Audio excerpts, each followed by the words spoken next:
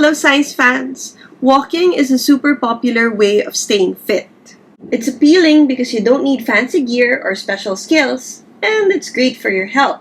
Whether you're strolling through nature, navigating busy city sidewalks, or hitting that treadmill in the gym, walking is an easy way to keep your body moving. But is walking really enough to help us maintain our health? And how much walking do we need to do in order to be healthy? Before I answer these questions using science, let me first say hi to our new viewers. My name is Shauna and I'm your resident Filipina scientist. I'm a researcher in the field of molecular biology, and I find it fascinating how the things we do with our bodies can affect even how our DNA works. I'm also a teacher of biology subjects, and we show our students all the time how the things we do can affect our healths. And SHE-ensya is my science communication channel, where I get to share science advice to my community.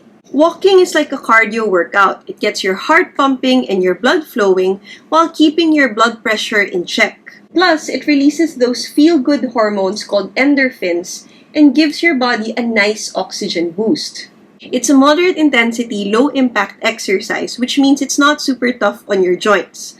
Unlike some high impact exercises that can be tough on your hips, your knees, or your ankles. Some folks might think that walking isn't as effective as high-intensity workouts, but research has shown that it's just as good at reducing the risk of high blood pressure, high cholesterol, and diabetes when you burn the same amount of energy. And the faster you walk, the more you can lower those risks. Walking is a fantastic exercise, especially for folks dealing with heart problems. It's safe and it can improve your heart health. It can also help with blood pressure and weight. Even if you have high blood pressure, you can lower it significantly by adding 2,000 additional steps to your day and following a heart-healthy diet. For those concerned about diabetes, walking is a game changer. It helps control blood sugar and insulin sensitivity. Longer and more intense walks are better, but even a few minutes of light walking every 30 minutes can make a big difference, especially for those who sit a lot. So if you're aiming for diabetes control, about 150 minutes of aerobic exercise per week, spread across 3 days would be good, and then maybe also introduce strength training 2 to 3 times on days where you're not doing your aerobic exercises. And guess what? If you're trying to shed some pounds, brisk walking is your friend. It can help you lose weight, reduce your waist size, and lower body fat. Walking 3 hours a week can bring about significant changes in people under 50. Walking is also a winner for improving sleep quality. One study found that it helped people fall asleep faster and sleep better. It's even better than yoga for sleep improvement in some cases, especially cancer patients. When it comes to your mental health, walking is like a mood booster. It can help with depression, anxiety, stress, and loneliness. And if you do it in beautiful natural settings like parks, it's even better. But we need more research to figure out what type of walking is best for mental health. And here's a big one. Walking can add years to your life. What? Just meeting the minimum 150 minutes a week of exercise can reduce the risk of dying early by 31%. But even if you do just half of that, you'll still benefit with a 23% lower risk of early death. So even a short brisk walk or dancing to a few high-energy songs can really help with that. For good health, the experts recommend that people with chronic conditions should aim for 150 to 300 minutes of moderate intensity aerobic activity each week.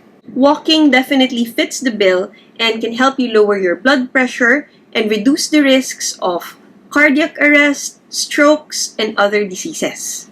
You might have heard that you need to hit 10,000 steps every day, but that number was made up as a marketing gimmick in the 1960s.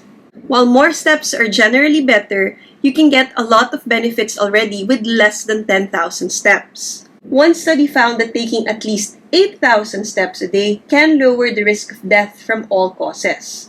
So when you're starting a walking routine, you actually have some options in terms of where you can do it. You can hit a school track, Stick to sidewalks in the city, walk in an indoor mall, or even follow walking exercise videos at home. And if you're using a treadmill, try to start slow. Don't look at your feet and try not to hold to both rails with your hands. Wear comfy and loose-fitting clothes and get some good shoes with arch support for walking. And if you're doing it outside, you might want to layer it up, wear some sunglasses and sunblock to keep safe from the sun. Safety is crucial too. Walk in well-lit areas, especially if you're walking in the evenings. And consider wearing reflective gear so you're easier to see by passing vehicles. Walk with a buddy if you can, keep your phone handy and charged, and don't get too distracted with music or texting while walking.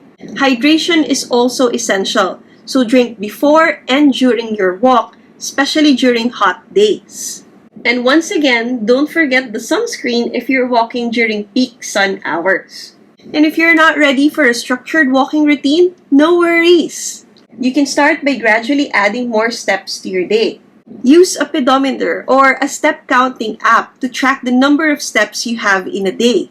Try parking farther away, taking the stairs, or strolling around your office every so often to build up your strength and stamina. Remember, walking isn't just good for your body, it's good for your mental health also. When you walk, take some time to notice the world around you, like the beauty of nature or interesting people and events you pass by. It's like a mini meditation that can help you de-stress and focus your mind. But what do you think? Are you ready to put on those sneakers, maybe crank up some tunes and start walking? Or would you prefer a different form of exercise? Let us know your thoughts in the comments section below.